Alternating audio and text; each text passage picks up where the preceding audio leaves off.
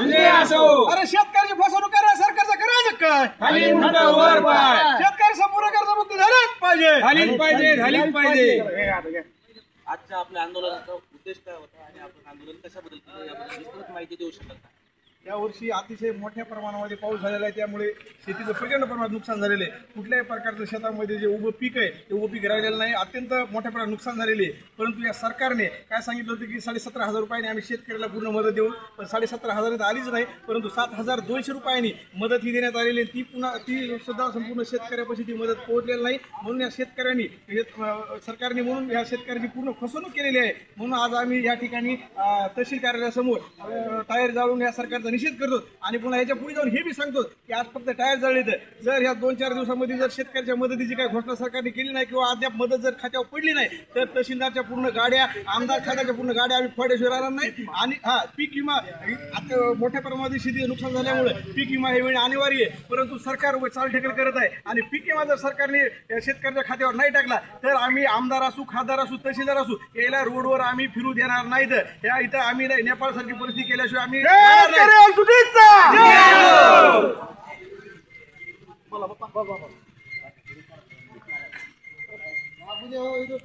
सरकारने या 2 दिवसाच्या पावसाची जास्त आंदोलन झाली असल्यामुळं आणि सरकारने जे 17,500 रुपये देतो म्हणून सांगितलेले त्यावर आणि कोणाही शेतकऱ्याला दिलं नाही। KYCची गरज नाही, इथं सर्व अधिकारी फिरत आहेत, KYC करावं लागेल, कागद झेरॉक्स करा, सरकारचे शेताचे कामं सोडून फिरत आहेत।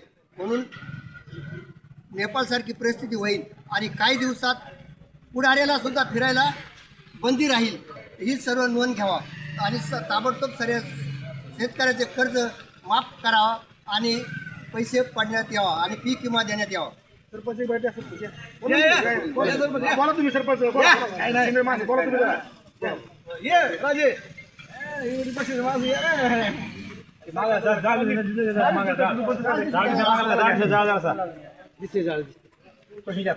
बोलते जरा। आपलं आंदोलन नेमकं कशा होणार आहे आणि आंदोलन कशा प्रकारचं आपण करू इच्छिता, कशामुळे चालू आंदोलन? आंदोलन म्हणजे शेतकऱ्याचं प्रचंड मोठं नुकसान झालेलं असताना या मुख्यमंत्र्यानं इतिहासात सगळ्यात मोठी खोटी थाप हाणली। एकतर 31,000 कोटीचं तुम्हाला बजेट दिलं आहे, पण 31,000 कोटीचं बजेट दिलंच नाही।